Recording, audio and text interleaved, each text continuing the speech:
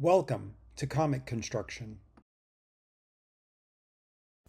Let's check out the build, art, and story of Superman Adventures Compendium 1, written and drawn by a gaggle of creators, with Scott McCloud, Mark Miller, Paul Dini, and Rick Burchett being featured on the cover, published by DC Comics.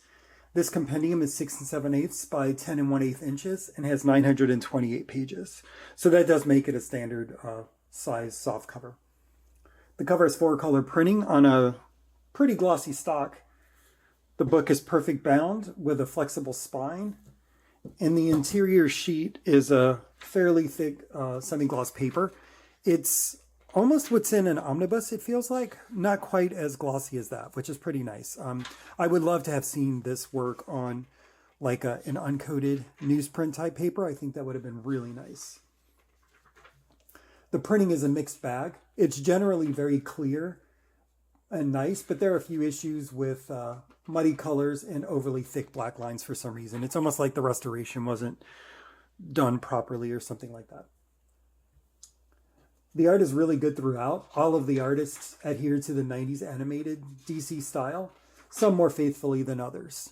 Seeing Neil Vokes and Brett Blevins work in the style is fascinating. I knew Vokes from his work on Kamiko's Robotech books and Blevins from his New Mutants work.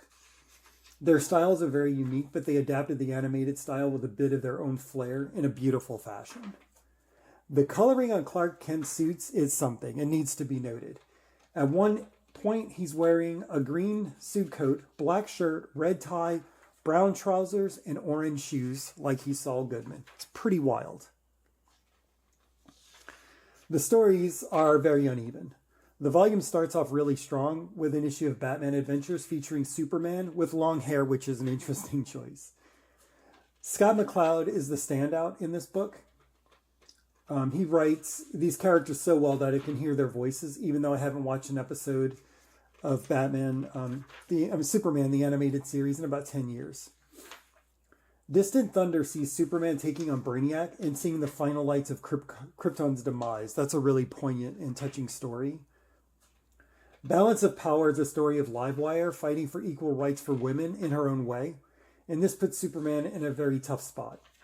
This is hands down the best story in this volume. I really, really adore the Livewire story.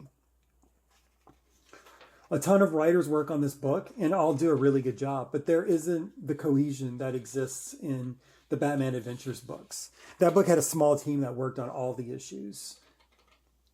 So I would say this book is good, but falls short of being great. If DC released a hardcover of the first 12 issues, I would buy that, no questions asked. And that would be my preferred way to own this material.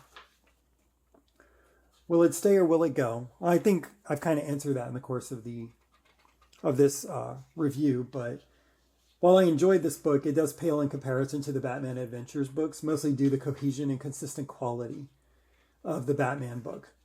I would rather own a few individual comics from this series rather than this whole compendium.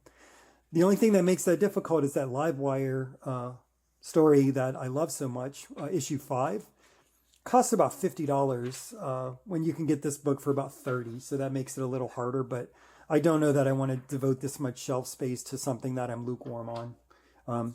Generally, when I feel that way, it ends up being a no in the long term. Thanks for checking out this video. If you enjoyed it, like, subscribe, and share with a friend.